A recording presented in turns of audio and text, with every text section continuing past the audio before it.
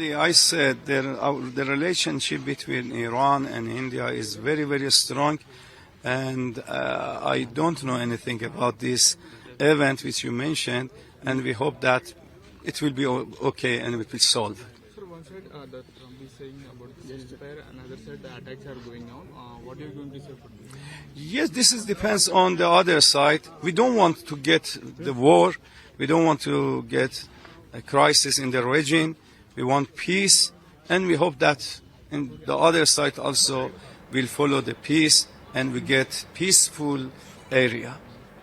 Sir, এই যে আমরা যে বক্তব্যটা শুনছিলাম মজিদের, তিনি কিন্তু বলছেন যে তিনি এই বিষয়টি সম্পর্কে প্রথমত তিনি জানেন না, যেটা কালকে তিনি এমইএকেও জানিয়েছে যে এই বিষয়টা সম্পর্কে কিছুই তিনি জানেন না, এবং ভারত এবং ইরানের মধ্যে সম্পর্ক ভালো রাখার তিনি চেষ্টা করবেন। এবং তিনি আরও যেটা বলেছেন যে ভারতের যে বক্তব্য সেটাকে তিনি পৌঁছে দেবেন ইরানে, এবং এই দুই দেশের মধ্যে কোনো ধরনের অশান্তি হোক তারা চায় না, এবং তারা সবসময় শান্তির পক্ষে, তারা যুদ্ধও চায় না।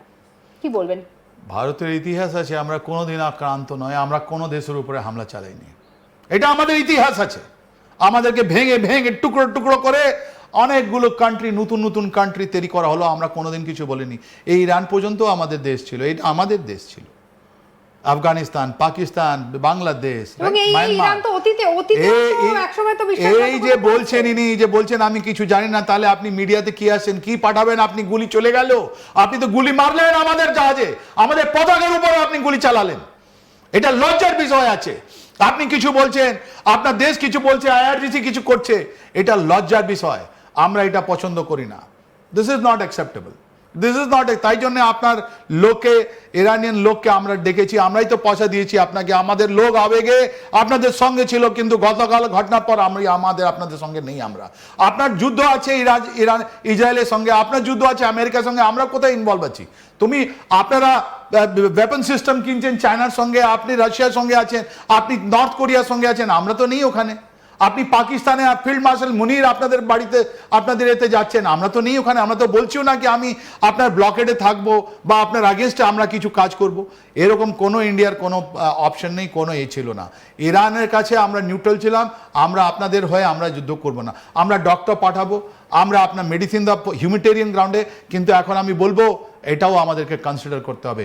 ইরানকে একটা আমাদের থেকে এটা অ্যাপোলজি, যেটা মাফিনামা যদি না দেয়, তাহলে আমার মনে হয় আমাদের এটা অ্যাটিটিউডটা চেঞ্জ হয়ে যাবে। ইনি যদি না বলেন, দেখেন না ইনি কি ক্ষমা চেয়েছেন? ইনি বলছেন আমি ইনসিডেন্টে পুরো বিশ্ব জেনে গেছে, পুরো বিশ্ব শুনছে, আপনাদের কাছে আমরা সবাইকে শুনিয়ে দিলাম কি আমাদের ওই ক্যাপ্টেন কি বলছেন। ইনি তো বলছেন আমি কিছু জানি না। আপনি তার মানে কিছু দেখেননি, আপনি না দেখার আপনি এটা করছেন, নাটক করছেন। এই নাটকবাজি ভারতে আর চলে না। এখানে মানুষগুলো বুঝতে পারে কে নাটক করছে, কারা সহজ, কারা আমাদের বন্ধু আছে। তাই জন্য এরকম জিনিসকে আমরা কন্ডেম করি।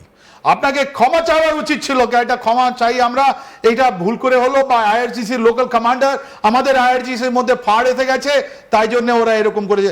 আপনি পারমিশন দিলেন আর আপনি ফায়ারিং করছেন, আর এখন আপনি বলছেন আমি জানি না, তাহলে বিশ্বে আমরা যে শোনাচ্ছি ওটা সব ভুয়া। এটা তো এনাকে বলতে হবে না।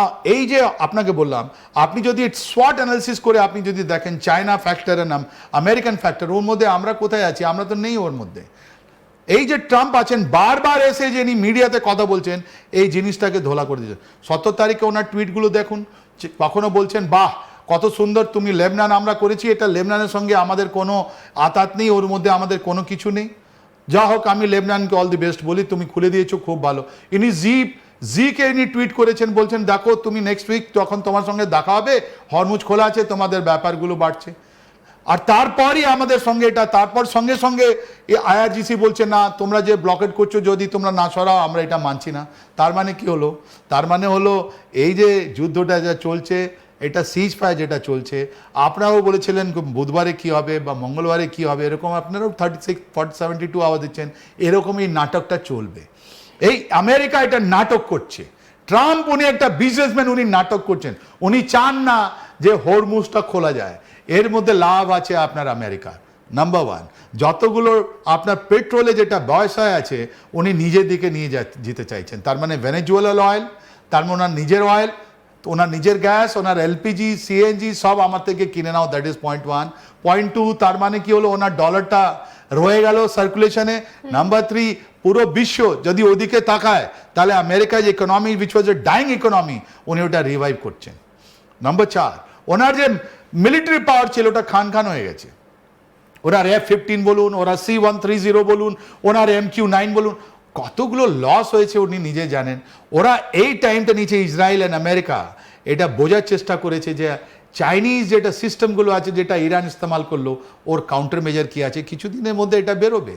অ্যান্ড আজকে দুটো আপনাদের সুপার পাওয়ার এখন সরাসরি যুদ্ধে আছে। রাশিয়া আছে ইউক্রেনের সঙ্গে, আমেরিকা আছে ইরানের সঙ্গে, চায়না তো বসে আছে। তাহলে এরা প্রাণপণ চেষ্টা করছে এখন কোনো রকমের চায়নার ইকোনমিকে ধ্বংস করা আর ওকে আপনার তাইওয়ানের সঙ্গে নিয়ে আসা, তাইওয়ান যুদ্ধে নিয়ে আসা। তার মানে যদি চায়না তাইওয়ানের সঙ্গে যদি যুদ্ধ করে তাহলে আপনি দেখুন সিচুয়েশন কি আছে, একটা অ্যালাইনমেন্ট চেঞ্জ হয়ে যাবে, একটা পুরো জিনিস চেঞ্জ হয়। যদি ওরা তাইওয়ানে চলে আসে তাহলে ইরানকে তো হেল্প করতে পারবে না।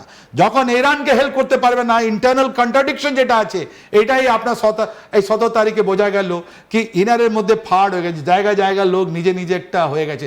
এটাই তো চাইছিল, পতাকা এক হতে পারে কিন্তু ইরানিয়ান মানুষ যেটা আমরা দেখতে পাচ্ছি। স্যার আপনার হয়তো মনে থাকবে বেশ কিছুদিন আগে একটা আলোচনাতে আপনি কিন্তু বলেছিলেন যে ইরানকে এমন ভাবে তৈরি করা হয়েছে যে যাতে মাথাটা যদি কেটে যায় বডিটা কিন্তু লড়াই করতে পারবে, কিন্তু সেই বডিটার যে লড়াই করার ক্ষমতা সেই লড়াই করার ক্ষমতাটাও কি এবারে হারাতে চলেছে, কারণ হাত পা আস্তে আস্তে সবগুলো কি আলাদা হয়ে যাচ্ছে? বাহ, দেখুন লড়াই করার ক্ষমতাটা তো আজকে আপনি দেখলেন, গতকালও দেখিয়ে দিল ওরা যেটা বলছে মস্কিটো নেভি, যেটা মানে স্পিড বোট নিয়ে এসে আপনি যেটা ফায়ারিং করছে ওরা তো করছে, ওরা তো করলো, ওরা ডেমনস্ট্রেট করছে কি আমরা আছি। এই 15 তারিখে আপনার যখন আসিম মুনির গেলেন আপনার তেহরানে, ওদের ফাইটার এয়ারক্রাফট যেটা ফ্যান্টম বলছে ওটা স্কট করে নিয়ে আসলো, ওদের মিসাইল সিস্টেম, ওদের আপনার ড্রোন সিস্টেম, ওদের আন্ডার ওয়াটার সিস্টেম, ওদের মাইন সিস্টেম এখনো। কিন্তু যেটা আপনি বলেন এটা যুদ্ধ করার একটা আলাদা, একটা যুদ্ধের টাইমের এরা সব এক। তার মানে ওদেরকে বলা হতো কোড 1, কোড 2, কোড 3, কোড 4 যা আছে ওর মধ্যে মনে হয় প্রত্যেক যা জায়গায় ওদের চাইনিজরা এটা কন্ট্রোল করছিল, রাইট। আর আমেরিকা অনেক চেষ্টা করলো HEU হাইলি ইনরিচ ইউরেনিয়াম ওখান থেকে স্পান থেকে বের করা, তাই জন্য 2nd and 4th আপনি দেখবেন এপ্রিল মধ্যে 2টো পাইলট লস্ট হলো, ওটা বের করার জন্য অনেক ক্ষতি হলো। আর ইরানিয়ানরা বলছে দুটো জিনিস, ইরানিয়ান দুটো বলছে, ইরান বলছে এই অপারেশন ফেলিওর জন্যই এই আপনার 11 তারিখে আমাদের নেগোসিয়েশন হলো। আর কত সুন্দরভাবে আপনি বলেন গতকাল ইরানিয়ান যাদের ফরেন মিনিস্টার আছে বলছে এই নিউক্লিয়ার ডাস্ট আমরা দেবো না, এই আমাদের মাটি, আমরা এটা ছাড়বো না, আমরা নিউক্লিয়ার চালিয়ে যাব। আর তৃতীয় যেটা আমরা দেখছি যে ওরা পারমিশন দিচ্ছে একটা গ্রুপ ওপরে ফায়ারিং করছে, তার মানে কি নিজেদের মধ্যেই তো কোনো কোঅর্ডিনেশন। আপনি কত সুন্দর বললেন যে ওদের হাত পা সব একটা, মনে হতো যে একটা কোঅর্ডিনেটর আছে, একটা বডির মধ্যে কথা বলছে, একসঙ্গে হাজার হাজার ড্রোন চলে যাচ্ছে, ওর মধ্যে মিসাইল ফায়ারিং হচ্ছে, ওর মধ্যে সব কিছু হচ্ছে।